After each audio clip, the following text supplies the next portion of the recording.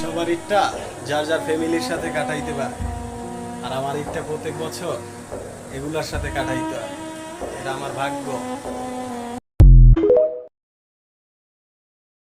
বাবা মার সাথে অনেকটা বছর হয়েছে ঈদ করতে পারি না, কবে করতে পারবো তাও জানি না। আল্লাহ পাক আমায় জানি সেই তৌফিক দান করে ইনশাআল্লাহ।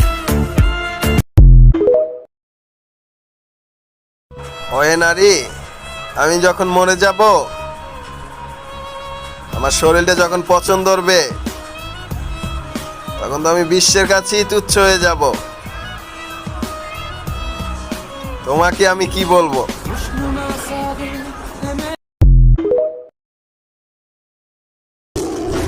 মানের হক মাইরা আর কয়দিন খাবি? সময়টা কিন্তু খুবই ছোট। বুঝি না, নামাজের কাতারে দাঁড়াই যা, যদি আল্লাহ কিছু তোর পাপ ক্ষমা করে।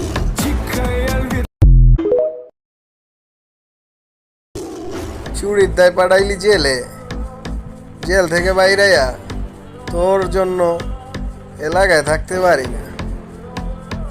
এবার কিন্তু তোরে মাইরা কিন্তু জেলে চইলা যাবে, এটা কিন্তু কেউ ঠেকাইতে পারবো, বুঝছিস?